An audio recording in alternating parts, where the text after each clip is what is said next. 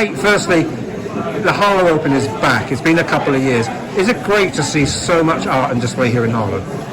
Yes, it is. It's an absolute delight to see such a range of interdisciplinary work from a whole range of different levels. People who have just started maybe on lockdown, right through to people who maybe have 2, 3, 4 decades of experience. So a pleasure to look at all those different levels, to see the joy in it, to see the colour after a bit of a miserable time over the last few years. And I just get to say, Irina, you're one of you're all the judges, aren't you? Yes. So as a judge, what were you looking for? Oh, well, I kind of, as a practitioner, I think for me it was just things that would jump out at me just impulsively, and then, you know, as Kate said, there are all different levels of talent. You know, people who just got into art over lockdown, people who've been practicing for a while. But I think that we had a really good selection, and we sort of picked based on, you know, what sort of drew us in. So we did have a range of broad criteria to help guide us. So that we did have that in terms of, so we were looking at, it's quite hard when you have such an eclectic mix because it's so many different forms and disciplines and levels. But we were looking at things like originality, we were looking at things like use of materials, how it was presented, you know, did it narrate itself? Did it have a strong message? You know, did it come across? How was it framed? I don't literally just mean framed, although actually having a good frame does help as well. But did it achieve what we thought its ambition was to achieve that? So that could mean that it could be somebody who just started because they pushed themselves, or it could be somebody who's been doing it for a very long time. So innovation, quality, use of materials, pushing yourself. Those are the types of things that we were looking for and that caught our eye. And there's always that gut instinct you get as a judge as well.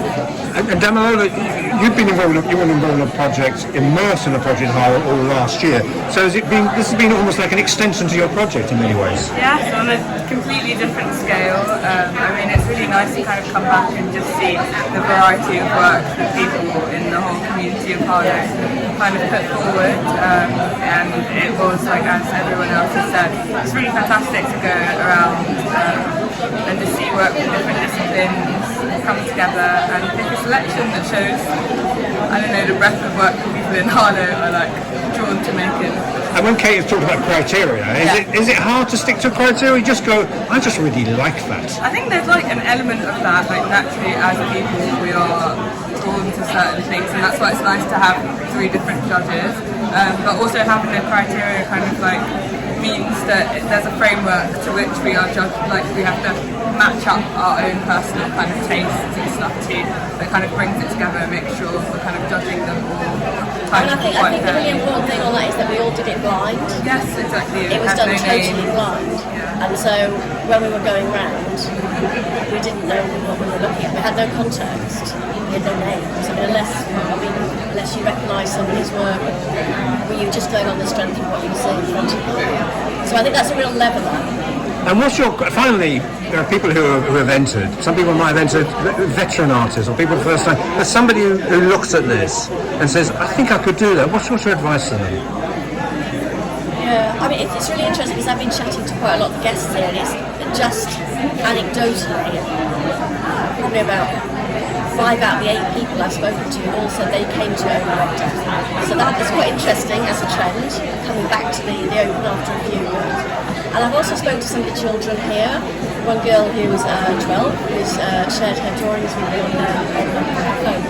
And I would encourage everyone to have a go. I mean, not only because it's good to do something that's creative, and it's good because you'll be really surprised somehow how far you can get by just throwing your hat into the ring. But also because it's good for your health, it's good for your well-being, it's good for your focus. There's all those other things that sit around it.